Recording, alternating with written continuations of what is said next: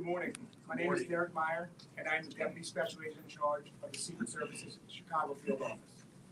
I must begin by saying the assassination attempt of former President Donald Trump on July 13th was a terrible day for our entire nation. The investigation into this incident is being handled in Washington, D.C. The Secret Service remains dedicated to transparency and is working diligently to seek answers. An incident like what took place in Butler, Pennsylvania must never happen again. I have been working in the Chicago field office for the past 6 years. This is my home, and I'm eager for the 2024 Democratic National Convention to come to this city. The Secret Service has been working diligently over the past year with our local, state, and federal partners to develop a security plan for the convention. We're here to unveil the security perimeter for the 2024 DNC, which will take place at the United Center, McCormick Place, and other venues throughout the city. The event run from August 19th to August 22nd. The convention has been designated a National Special Security event, which brings with it a full complement of resources from the federal government. These NSSEs also rely heavily on partnership. Many of those on our team are here today, including Illinois Governor J.B. Pritzker, Chicago Mayor Brandon Johnson, Chicago Police Superintendent Larry Snelling, U.S. Secret Service DNC Coordinator Jeffrey Burnside, FBI Acting Special Agent in Charge Lucas Rothar, and Jose Tirado, the Executive Director of the Chicago Office of Emergency Management and Communications. We also have representatives from other key agencies on hand to answer your questions. The perimeter maps you will soon see were carefully crafted with input from our public safety partners, community groups, local businesses, traffic and transportation experts. The Secret Service has also been working closely with our counterparts at the Department of Homeland Security and at the White House since the incident took place on July 13th in Butler, Pennsylvania. We have reviewed the security plan for the DNC and remain confident. Our plan allows us to adjust for any possible scenario. Earlier this month, the Secret Service coordinated security for the Republican National Convention in Milwaukee and the NATO Summit in Washington, D.C. These events were conducted in a secure environment, and we expect similar results in Chicago. This is a city that regularly works together to host large-scale events such as the NASCAR race, Lollapalooza, and Taste of Chicago.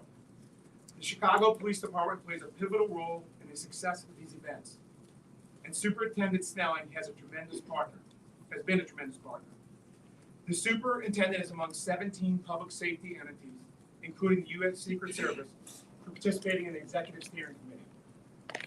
This committee oversaw the development of the DNC operational security plan, relying on subcommittee staff with experts on various topics, including national intelligence, consequence management, maritime security, airspace security, traffic control, and more. The DNC plan has subsequently been tested and reinforced through multiple interagency exercises over the past 4 months, including 5 tabletop exercises and numerous field training operations.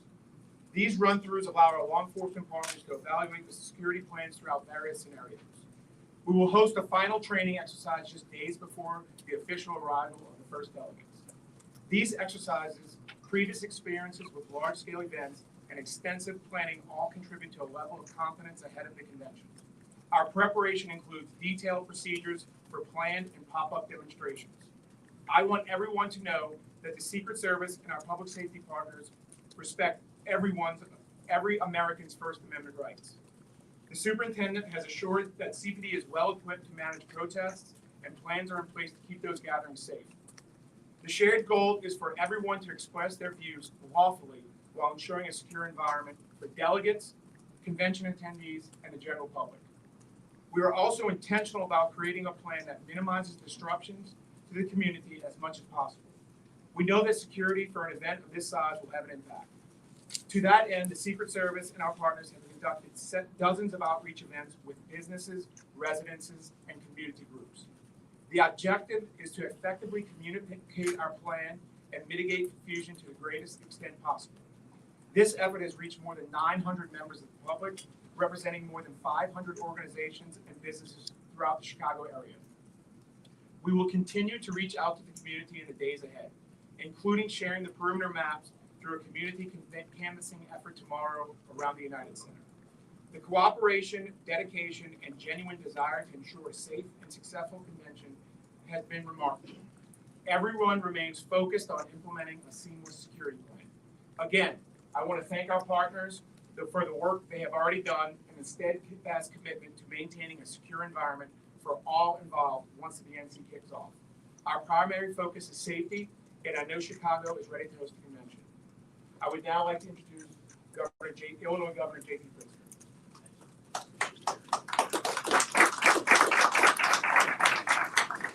Thank you very much, Derek, and thank you all for joining us today. It really is my honor to be here alongside the people who are making this historic Democratic National Convention possible. I want to first thank Jeff Burnside and the entire United States Secret Service for their tireless work to keep Chicago and all of us attending the DNC safe. Your professionalism, truly, and your sacrifices make us proud. In less than a month, thousands will gather here in Chicago to make their voices heard by participating in the convention. The eyes of the world will be on our great city, and safety and security have remained our top priorities. It is thanks to the tireless efforts and coordination of the agencies that are represented in this room from all levels of government that convention goers and residents alike can participate and spectate to the fullest extent without fear for their safety. I want to acknowledge some of the great local and state leaders and agencies who have sacrificed nights and weekends in pursuit of that effort. The staff and representatives from the mayor's office and the city of Chicago, the Chicago Fire Department, led by Commissioner Annette Nance Holt, Chicago Police Department, led by Superintendent Larry Snelling, and the Chicago Office of Emergency Management and Communications, led by Director Jose Tirado. Illinois Emergency Management Agency and Office of Homeland Security, led by Director Alicia Tate-Nadeau. The Illinois National Guard, led by Major General Rodney Boyd. The Illinois State Police, led by Director Brendan Kelly. The Illinois Department of Transportation, led by Secretary Omar Osman, and dozens of other state agencies. We all should take great comfort in having such a sizable and hardworking and skilled force dedicated solely to our safety and security, mapping out truly every detail and logistic at convention sites across the city.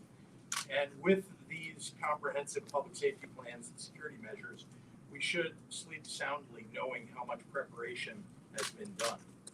I also want to stress our commitment to transparency and information sharing throughout this process. It will be absolutely vital for our collective safety and security, for the minimal disruption to residents' daily lives, and for the smooth flow of the convention, that we keep the public informed and vigilant. I encourage all residents and convention goers to pay close attention to public announcements and posted signage to ensure that they are prepared. What will take place next month is a beautiful display of American democracy in action. Here in Chicago, millions will watch. Tens of thousands visiting from around the globe and around the United States will witness a triumph of political expression and engagement, doing so without fear for their safety. That is a testament to our democratic culture, but more importantly, it is thanks to the hard work and sacrifice of the folks you see standing up here today. I also want to thank each and every one of you in the audience who are engaged in this endeavor for your service. We all owe you a sincere debt of gratitude. To those visiting us next month, enjoy our terrific global city of Chicago. And with that, I'm pleased to turn this podium over to our partner and friend, Chicago Mayor Brandon.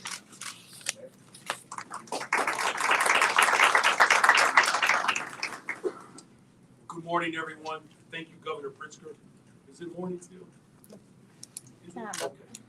Thank you all for joining us today. The state of Illinois has been an incredible partner, Governor Pritzker, throughout this entire endeavor. Of course, we do appreciate the work of U.S. Secret Service, the FBI, the DNCC, as well as the DNC host committee. All of the city departments, sister agencies who remain hard at work preparing Chicago for the 2024 Democratic National Convention. Thank you for your leadership and cooperation over the past year to ensure that we are ready to host the best national convention here. Let me state this unequivocally. Chicago was ready. We were born ready. And I'm not just talking about the convention itself. So much has changed from our first announcement regarding the DNC now. Now Chicago is not just hosting another convention. We are welcoming a new breath of life into our nation with the historic nomination of Vice President Kamala Harris. Though this is our city's 26th time hosting a national convention, this moment is like no other. Chicago has already cemented itself in history for electing trailblazers to the highest office in the land. And as we prepare for the first Black woman to win the Democratic nomination for president of these United States, there's no better place to host this national convention right here in the city of Chicago. We are no stranger to hosting large-scale events. Chicago hosted NATO in 2012, NASCAR for the second year in a row, and hundreds of conventions each year. We have a proven track record as a host city.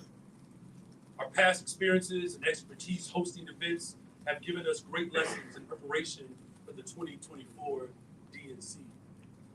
In a few moments, our federal partners, public safety agency leaders will describe the safety plans in place to safeguard residents, visitors, delegates, protesters, and everyone else in between. Meanwhile, our city departments have been working hard to showcase this beautiful city. This is an all hands on deck, it's a citywide effort. The Department of Streets and Sanitation continues to do its work, trimming trees, cleaning up public spaces, sidewalks, beautifying our neighborhoods from the north side to the south side, ensuring that they are ready to be on the global stage. The Park District is keeping our green space clean and clear, and the Department of Transportation has added accessibility improvements, repaired sidewalks, and repaved streets. They are also painting light poles and planting flowers to further beautify our city. So in other words, the men and women who staff our departments are continuing to do the things that they do every single day serving the city of Chicago. After it was announced that Chicago would be hosting the 2024 DNC, I was clear that in our preparation, we must invest in legacy projects that will uplift our residents and serve our community long after the convention. A great example is the construction of the $80 million CTA Damon and Lake Green Line station. This station fills a gap between existing stations on the Green Line to provide transit access to those living and working near Kinsey Street corridor. This will greatly benefit the West Side neighborhoods, and of course, all of those who will be visiting the United Center. Through all of this work, our commitment is clear. We will secure a safe and vibrant Democratic National Convention and continue to serve the residents who rely on our city department's dedicated service each and every day. To those preparing to visit us, we look forward to you experiencing what I call the soul of Chicago. From our diverse cultural experiences to our world-class dining, breathtaking views of our lake and skyline, and the amazing people that make up the 77 diverse communities. There is no way to experience all of Chicago in one trip. So go ahead and just put your money away so that you can come back and visit us in the fall and next summer. With our preparation in place, I'm confident that the 2024 DNC will be a safe and successful convention. Most importantly, finally, this will be a peaceful and unified expression of our sacred democratic process. Whether you want to exercise your First Amendment, visit the convention, or just simply continue to live and work in Chicago like you normally do. You will be protected and served throughout this convention. In just 23 days, Chicago will showcase our great spirit, the vibrant neighborhoods, the readiness to usher in our nation's bright future. Thanks to all of our partners from the city and beyond who are making this moment possible. I look forward to our continued collaboration in the final days and throughout this convention. So let's make sure that we are geared up for the people across the globe who will get a chance to experience our democracy. So thank you all again, and with that, I'm going to turn it over to Chicago Police Department Superintendent Larry Smith.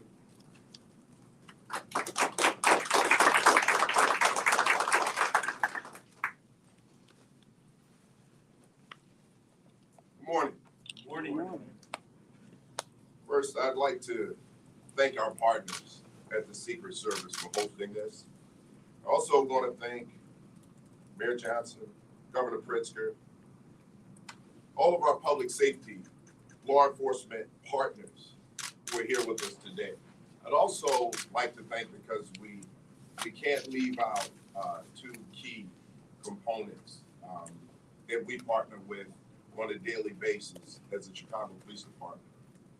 First of all, Director Annette Lance Holt of the Fire Department. The partnership has been great. Commissioner, I'm sorry. And I'll pay for that later. Yeah. Thank you. And also Director Toronto of OEMC. The partnership has just been great, but the partnership with OEMC and the Fire Department has been excellent throughout the years. There are a lot of things that we as the Chicago Police Department could not do without them. So I'd like to thank them. I also have to thank my team here. I can't say enough about the incredible work that they're doing. Chief Dwayne DeVries, Deputy Chief Chris Papayuano, say that 3 times fast, and Deputy Chief Jill Stevens. They've just done such a great job of working with our federal partners. So I just want to start out by saying this. Our partnership with the Secret Service is strong. Ever since we started this process a year ago, we have had a great partnership, great communication, great collaboration. Without that communication and collaboration, we could not be where we are right now in the planning for the DNC.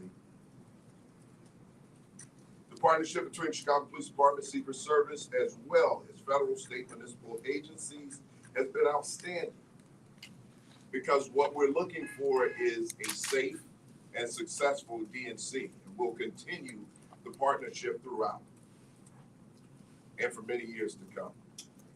For more than a year, we've been working together to make this a successful event. It has to be safe in order for it to be successful. We started training over a year ago. When we look at our partners and the information that we gather from our partners, the intelligence that we gather from our partners, the intelligence that we discover ourselves, we plan around those things. We're flexible, we're fluid. And as things change, we're able to adapt, assess those situations, and make necessary changes if those changes are necessary. I don't want anybody to believe that we think that we have to make changes. We do not at this point, but we are prepared to move with the flow of intelligence that we gather. We also look at best practices. So as we assess, as we move forward, we will continue to do what is absolutely necessary to keep the city safe. So our training, since this started, Commander Ralph Cruz, I cannot say enough about him. He's headed up the training. He was also my partner during the NATO event. We headed up the training for that event. We also had the first responding teams in the field when we went out. So I have all the confidence in the world that there's experience here in dealing with these types of events. Also, my team that you see here to my right, they were also a part of the NATO event. So that experience is ongoing. We've taken some of that experience. the experiences and the best practices there. We've looked at areas where we could improve, and we've improved upon those things. All of our training is rooted in the First and Fourth Amendments. It is important that our officers understand the First Amendment and the protection of First Amendment activity. The Chicago Police Department will not only allow everyone who comes here to express their First Amendment rights, but we will also protect their rights while they're doing it. We will protect them. It is important to understand that our job is to uphold the Constitution, and that is exactly what we're going to do. What we will not tolerate is vandalism to our city. What we will not tolerate is violent activity. If we see that, we will put an end to it quickly. Our officers have been dealing with protests since last year. Over 80 events that have occurred throughout this city. And I'm proud to say that our officers have responded very well. We have not seen any major incidents when our officers are engaging with those who are out protesting. We're in constant communication with our protest groups. We will continue to communicate with those groups because it's absolutely necessary for us to have an understanding of what it is that they expect from us and what we expect from them. So we've laid out clear plans on those expectations. So I want to be clear that this is not just about the Democratic National Convention. The Chicago Police Department has an obligation to the entire city of Chicago. Every single neighborhood we will be protecting. And we're looking at our manpower, we're looking at our allocations, and we want to make sure, and we will make sure, that the neighborhoods who need us the most, we will be there for those neighborhoods. We will be there for the entire city of Chicago. So I don't want anyone to walk away from here believing that this safety plan is just about the DNC. It's about our city. Because we can't have a successful Democratic National Convention if we're not protecting the entire city as a whole. And we will continue to do that. Lastly, I'd like to thank everyone who's been a part of the planning for the Democratic National Convention.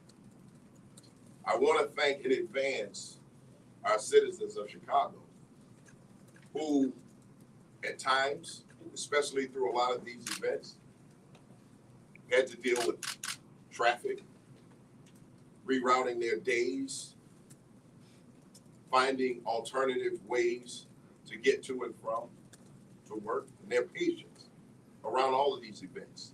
And we imagine that that's going to happen again during the DNC.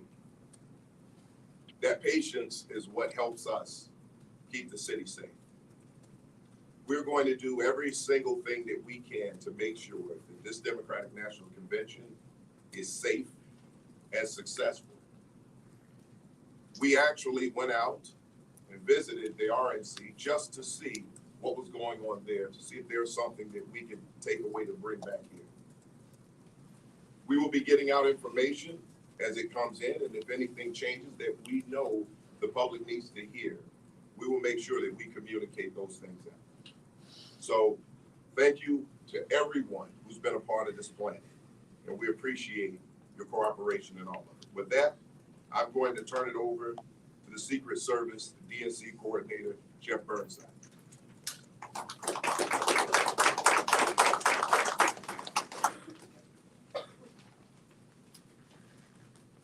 Thank you, Superintendent Snelling. My name is Jeff Burnside, and I'm the Secret Service Coordinator for the 2024 Democratic National Convention, which has been designated as a national special security event. For more than a year, the U.S. Secret Service, along with our team here in Chicago, has been working with the Chicago Police Department and our other local, federal, and state partners to develop a security plan that will provide a safe and secure environment for not only those attending the convention, but the residents and guests of the city of Chicago. The purpose of today's briefing is to provide an overview of the security measures that will be in place here in Chicago during the convention. I'll begin with an overview of expected street impacts and then move into a brief review of the security impact maps. Both the maps and a detailed list of street impacts will be released following this press conference and available to the public on the Chicago Office of Emergency Management and Communications website, chicago.gov/OEMC. For the street impacts, there will be temporary street closures that will begin near the United Center at approximately 7 p.m.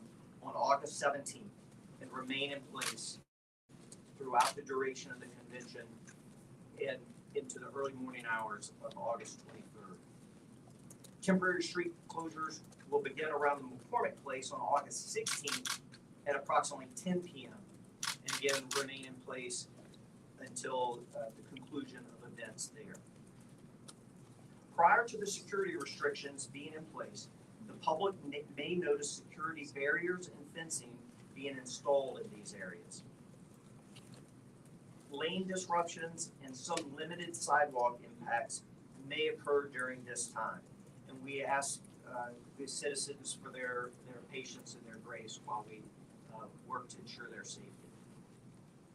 The public should also expect parking restrictions within these areas that will be posted in advance.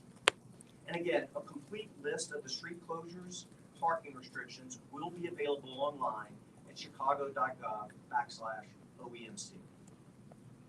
I'll now move to a quick review of the security impact maps. And as a reminder, these maps will also be available online on the OEMC website. So, referencing the maps, the areas that you see shaded in yellow are vehicle screening areas. So within these areas, pedestrians are allowed to freely move about just as they would in any normal day.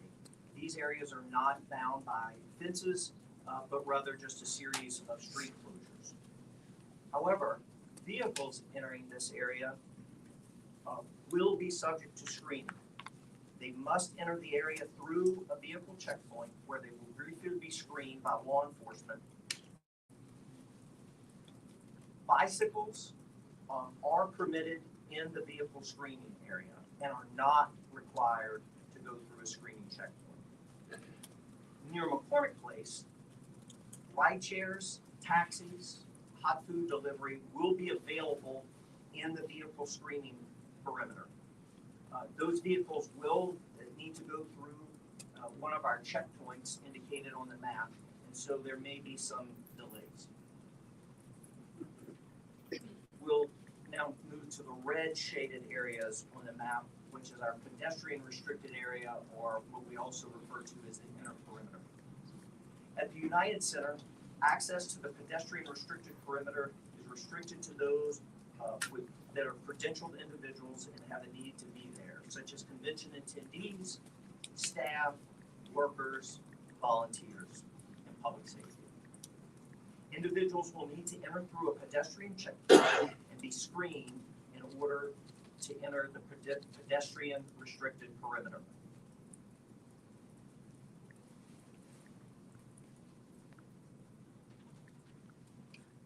Personal vehicles will not be allowed to enter the pedestrian restricted perimeter. Bicycles, scooters, golf carts will also be restricted in this area and not permitted. Residents of the Henry Horner homes will be able to access their homes, and their entry instructions will be communicated directly to them during our canvassing efforts, as well as through efforts by the Chicago Housing Authority. People will be able to access businesses within the outer perimeter or vehicle restricted area. All businesses within the pedestrian restricted area have been reserved for exclusive use by convention attendees and volunteers.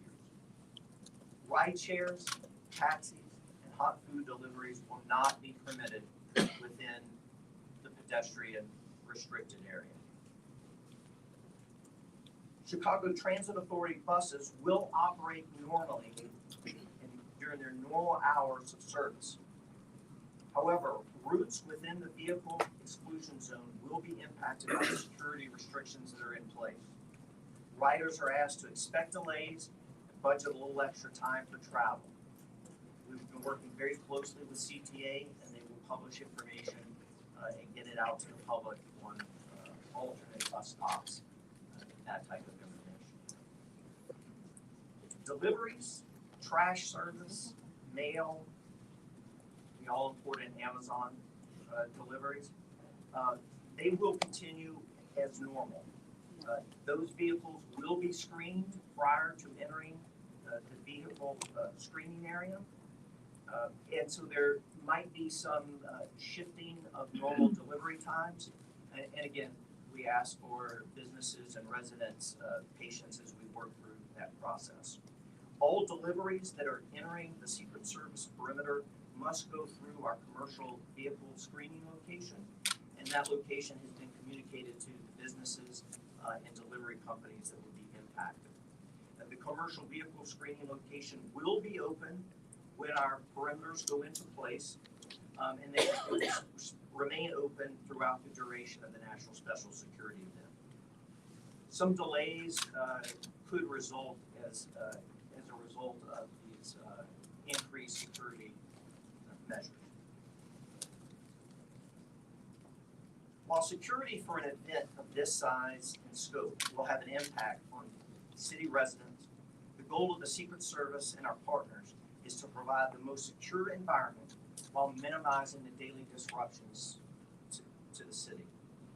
In the event of an emergency, the Chicago Office of Emergency Management and Communications app will be used to notify those in the area of a critical situation.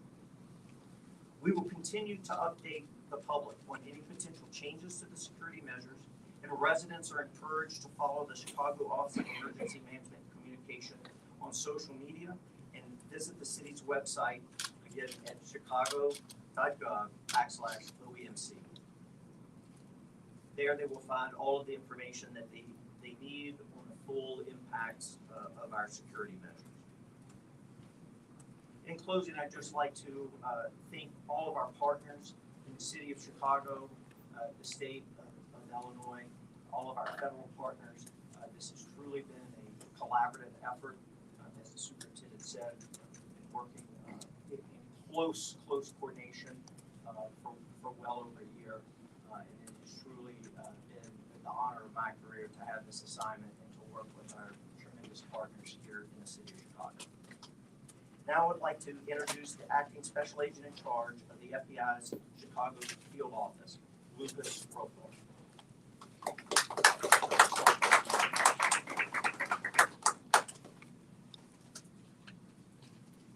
Good afternoon, everybody. Lucas Rothar is acting special agent in charge of the Chicago division of the FBI. Upon the designation of the National Special Security event, the FBI is tasked with being the lead coordinator for intelligence related to that event. For over the past year, the men and women of the FBI, along with their partners in law enforcement, have worked diligently to evaluate and assess all information and intelligence related to this event. And we've taken appropriate actions, and we shared that information with our law enforcement partners at the local, state, and federal levels. At this time, there are no known articulable threats to the DNC. However, as FBI Director Christopher Wray just mentioned yesterday in his testimony to Congress, we are living in an elevated threat environment. We do acknowledge the vast threats that we face as a nation, running from violent crime to international terrorism, domestic terrorism, and hate crimes, along with a host of other threats. The FBI remains steadfast in its commitment to meeting these challenges to protect the American public while upholding the Constitution. We pride ourselves on our ability to pivot to address new threats to safeguard this nation and our communities. That has not, and it will not change. We're always adapting, we're always learning, we're always adjusting our approach as we receive new information. And we will continue to do that throughout the DNC. The FBI is committed to devoting all resources as needed to combat any threats should they arise. Our special agents, intelligence analysts, and professional staff are prepared for this mission. We have a host of teams from across the country throughout the entire FBI that will assist us with these tasks. These personnel range from our hostage rescue team, our SWAT teams, our lab division, victim assistance, language specialists, along with a host of other people to help us accomplish these missions. However, one of the FBI's greatest strengths is our multi-agency approach to sharing of information. I'd like to take this opportunity to thank all of our local, state, and federal partners, many of you who are here today with us. We endeavor in this work through these partnerships on an everyday basis. Some are through formalized relationships, such as our Joint Terrorism Task Force and our Violent Crime Task Force. Others are through less formalized. However, the result is the same. These partnerships are the key in the sharing of that intelligence in order to disrupt bad actors before they strike. We're going to continue to rely on this process throughout the DNC and onwards and afterwards to ensure the protection of our communities. However, in order to do this most effectively, we do ask for a partnership with the public. We need that information from the public to help us do our jobs in the most effective, efficient manner possible. We often use the term of, if you see something, say something. I'd like to break that down for you. That is the key to our partnership. The public is a key partnership in disrupting all the threats that we endeavor to fight within the FBI and all of law enforcement. Every year, the FBI fields tens of thousands of tips from the public. Those tips can often make what makes a difference in preventing a crisis. All tips received are reviewed, evaluated, and prioritized for additional action. Again, these tips from the public help us to identify threats before they become a crisis. So what should people report to us? There is no such thing as something too insignificant to report. I would encourage everybody, if you see something suspicious, if something you feel is threatening, whether it's an online threat or comment, or it's whether you see something in person, please report it to law enforcement. If it's an emergency, an immediate threat to life, you should call 911.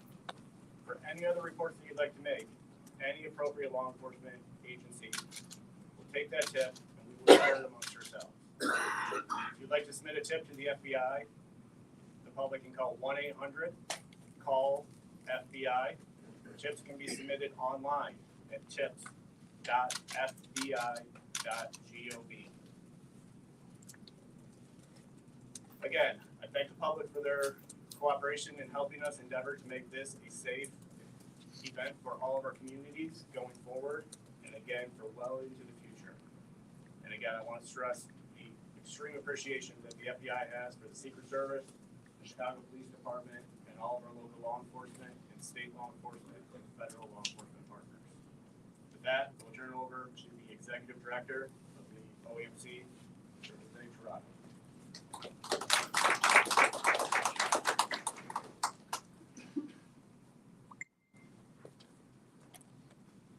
Good afternoon.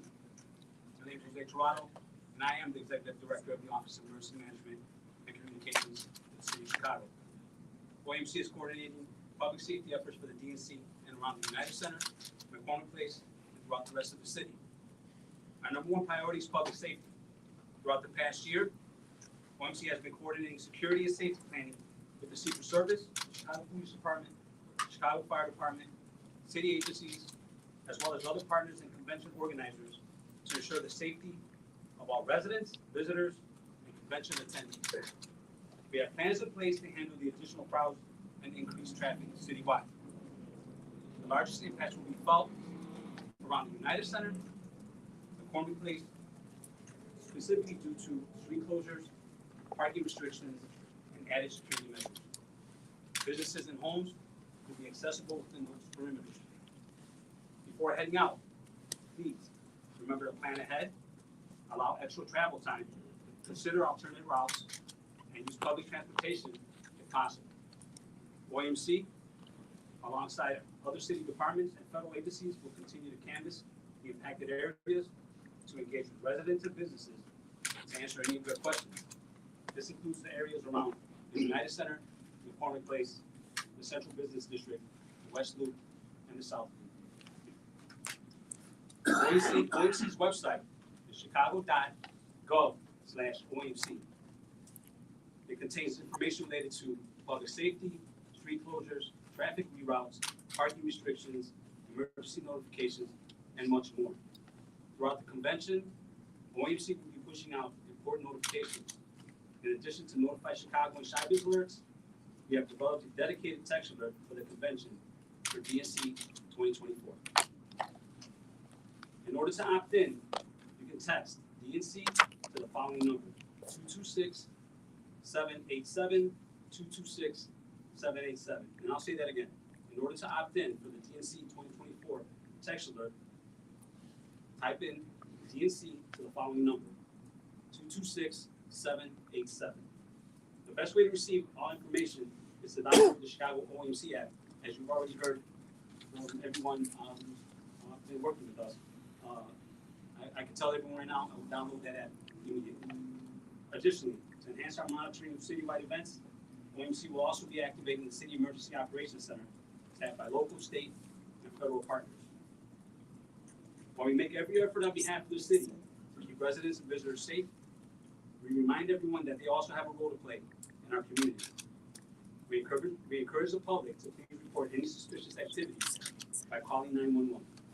Simply said, if you see something, say something. And I'll say that again. If you see something, say something. Do not hesitate to call 911.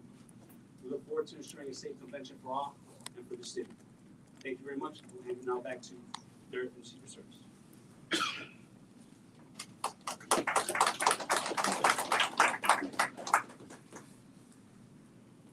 We will now open the floor up for questions.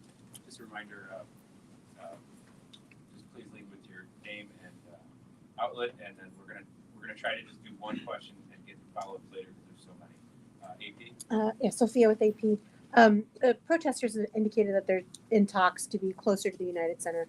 I don't know who would be the best for that, but where those talks are and approximately where they would be?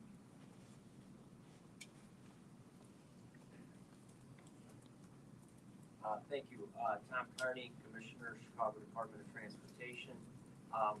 One of the functions of our department is to issue permits for use of the public right-of-way. So the city of Chicago and all the partners here today are fully committed to allowing individuals and groups to exercise their First Amendment rights safely. As you referenced, there is litigation in court, so I can't get into specifics about certain assemblies or protest marches, but I can confirm that we are working in a format through the court to allow demonstrators to protest within sight and sound of the United Center. And as we get those details finalized to the court, we will come back.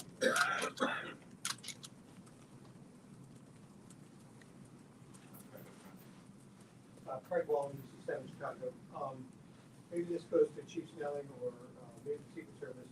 I know you sent representatives up to the RNC to observe up there. What was learned from up there, and how will that be applied here for the DNC? If it's any changes. Well, what I can tell you is that we saw a lot of great things, and we saw some things that maybe we can apply here. However, the planning that we've been doing here has been great. So right now, are we looking at any major changes? No. But like I said, again, as we go along, we assess situations. We want to make sure that everything is safe. And if at any point or any time we think we need to make some changes for the safety of the city, we will do so. So the partnership, again, has been great. We saw some great things when we were out there, and we see some great things here. And 3 words: we're ready. We are ready. Protesters, because we saw in Milwaukee. Sorry. Hi, Sheila Pappas from Political for Superintendent Snelling also. So during the RNC, there was a shooting in Milwaukee outside of the perimeter, but it was done by officers from another state helping with the convention. Are you adjusting how you communicate to officers who are coming from out of state here to help with the DNC now? No, there were no adjustments that need to be made at this time. Basically, here we have outside agencies who are going to come in. Most of them are right here from Illinois, and then we have some from Milwaukee who are coming in. They will be assigned to areas where we need help with infrastructure. They will not be in the neighborhoods. They will not be in areas where we know there's a possibility that they would have to take some type of police action. Now, that doesn't mean that they won't have to where they are, but this will free up our officers, our Chicago police officers, to be in more volatile areas, right? Because this is our city, and our officers are bound by particular rules, regulations, and laws.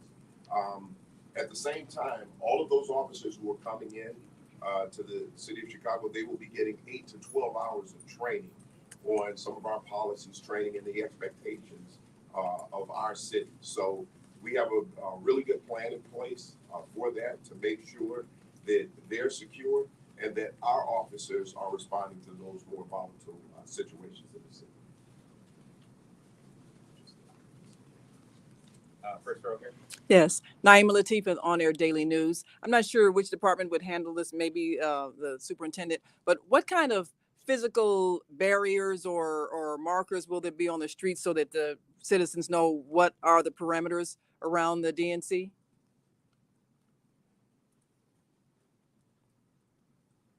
So I'm a visual learner, so I'm going to reference the maps as we kind of talk through this. So in the yellow areas, that is not bound by any type of fencing. That will be a series of street closures that will be well marked for motorists so that they will see those. The red areas will be bound by fencing, and pedestrians will be able to see that. It will be clearly marked. It will be clearly visible. There will be no confusion about what is a restricted area and what is not a restricted area. Thank you. For a second. Superintendent, can you tell us, are there any protest groups that you have not communicated with that you expect will arrive in Chicago to demonstrate? Well, here's what I can tell you, because it's unpredictable who will arrive here. We're willing to meet with any protest group to have that conversation, to talk about expectations, to explain what it is that we expect of them. And because I think that clear communication gives us an idea of how they can move forward successfully in having their voices heard. And at the same time, it gives us an opportunity to help keep our city safe. And it also allows us to know and understand where we need to deploy resources. So any conversation to be had, we're willing to have those conversations. Third row on the end. Good morning, Michelle Diabo with ABC7. My question is for both Director Diabo and for the Secret Service. You've discussed the desire to minimize impact to both businesses and residents, both on the inner perimeter and in the yellow zone, and the outreach that has already been done. Can you be more specific about what kind of communications have already been had with maybe businesses or resident groups in the area, and what more you expect to be doing between now and the beginning of the convention?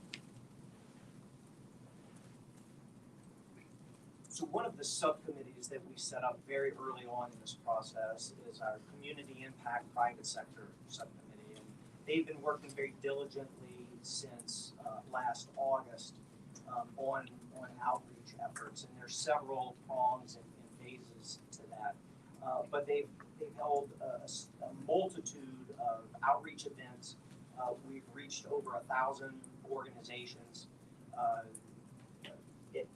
throughout this process. In April, the Secret Service partnered with our friends at OEMC, the FBI, the Chicago Police Department, and a multitude of other Chicago agencies, and actually door-to-door canvassing in the areas, actually a much larger area than what you see depicted on these maps.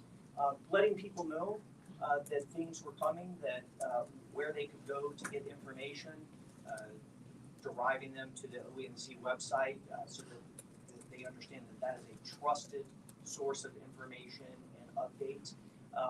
We have attended community meetings where we've answered questions about impacts to bus routes and public transportation. And some of those meetings that we held early on, quite frankly, we have to go back to those groups because we just didn't have the information that they needed at that time. And so we're in a full court press from now until the end of the convention. And this doesn't stop on the 19th. This is a continuing effort through the end of the convention because we owe the residents and the citizens of the city of Chicago that to make sure that their questions are answered, they have the access to the city services that they need, to prepare them for what type of disruptions or delays that they might expect so that they could adjust their schedules accordingly.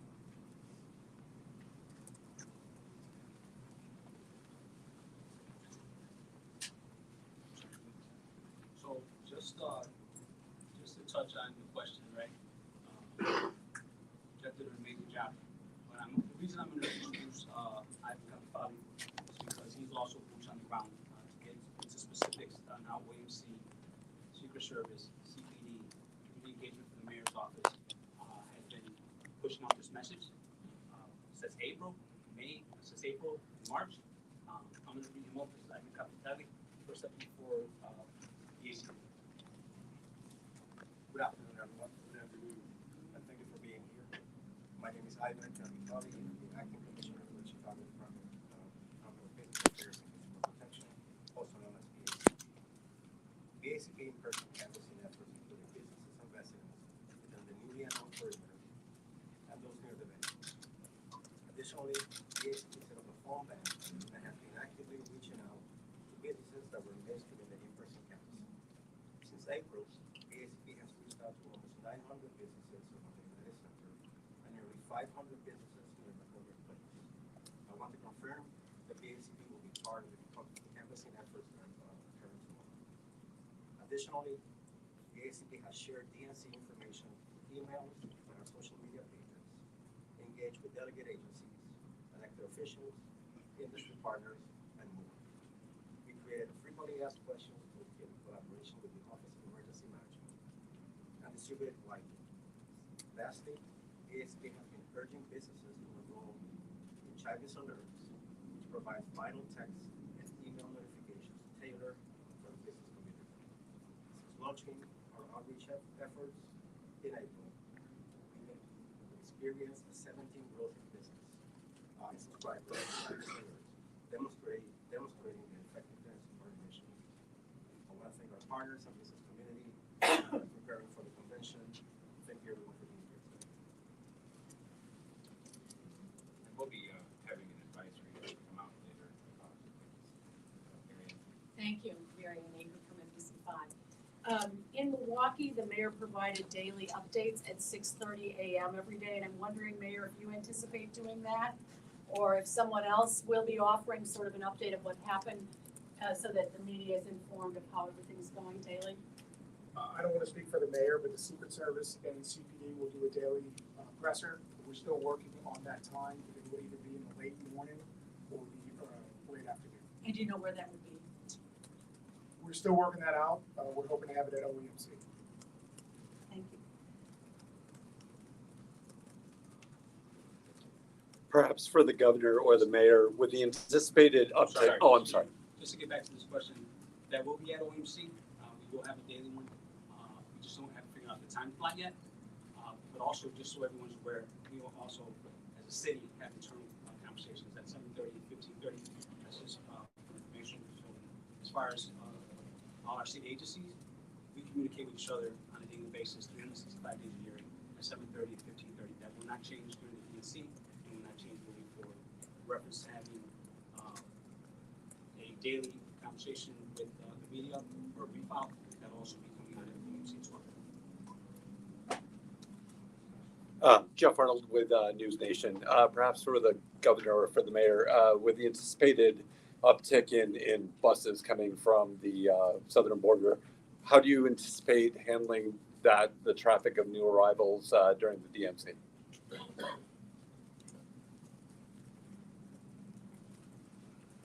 There's been a very strong partnership between the state of Illinois and the county of Cook to prepare ourselves for that act if it were to take place. We have right now currently roughly 5,600 new arrivals that are still in our shelters. Our collective resources are prepared for as many as 15,000.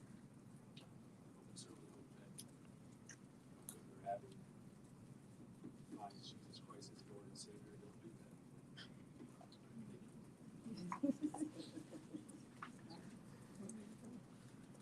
Is the Secret Service and the FBI monitoring CPD members who are admitted or alleged member of far-right extremist groups?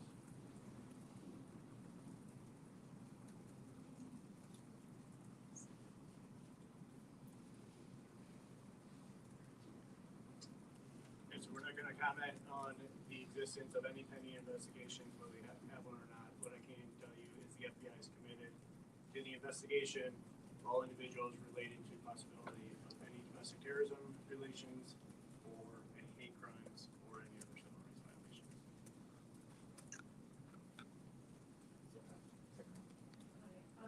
Governor, you said earlier this week you had not received any vetting materials about possibly being vice president. Is that still true? And can you confirm that the Harris campaign called you yesterday?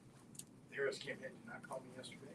I have had a number of conversations with people I do regularly with the campaign, and as you know, I've been traveling the country to promote the Biden-Harris ticket, and now with the Harris led ticket rather, and so that's what's been going on over the last few days. And, as I say, I don't want to talk about any private conversations I've had, but I will say that I have said directly to the vice president that I'm going to do everything and anything that is necessary to make sure that we beat Donald Trump and J.D. Vance, who, like me, doesn't use periods.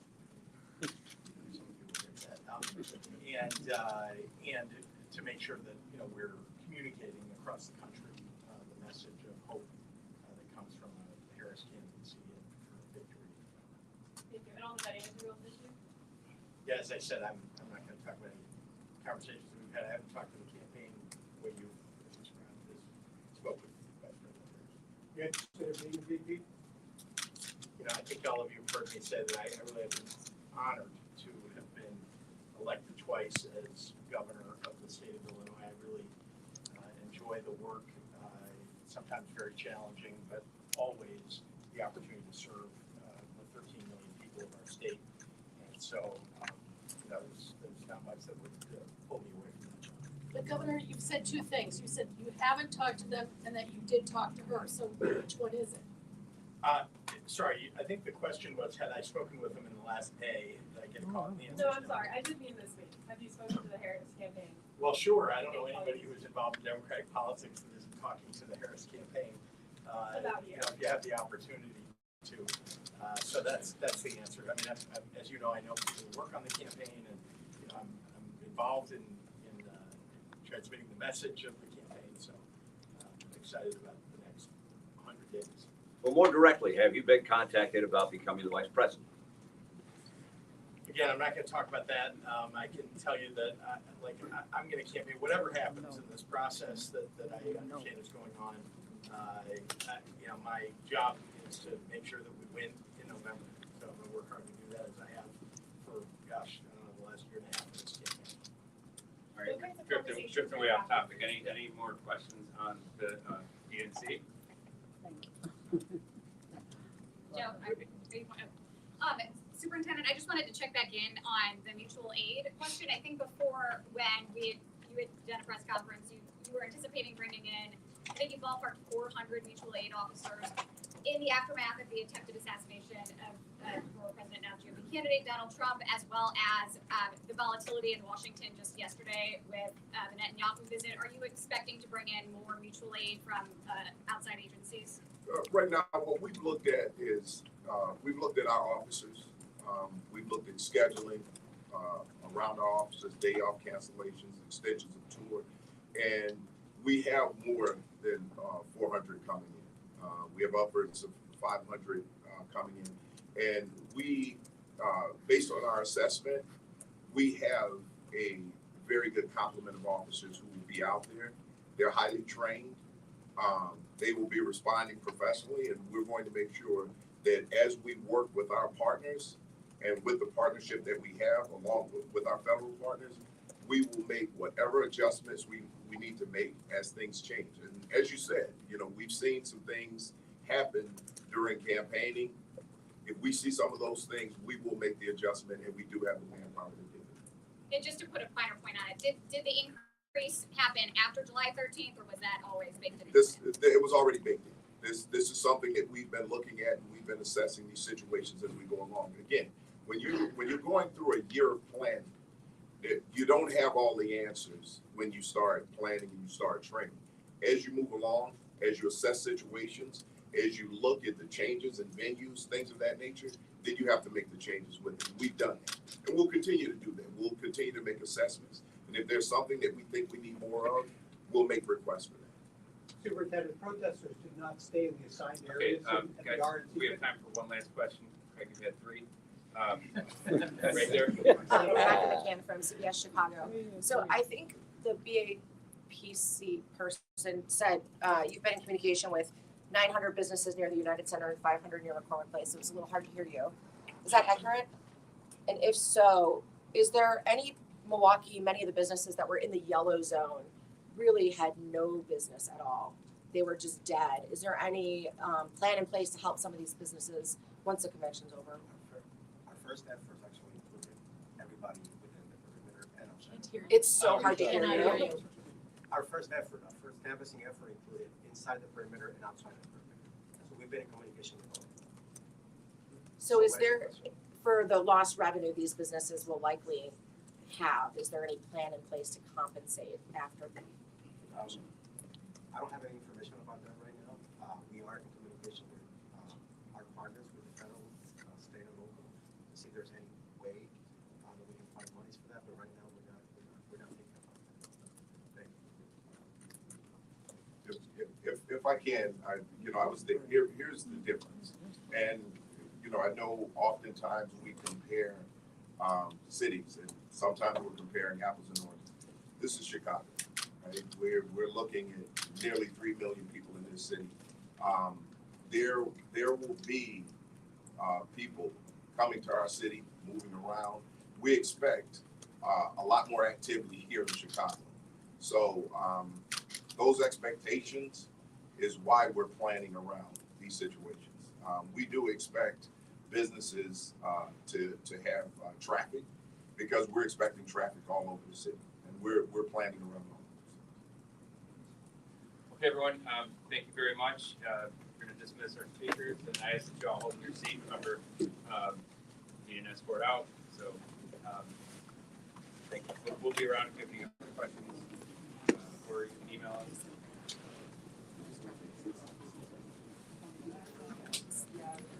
That's it. Yeah. Okay.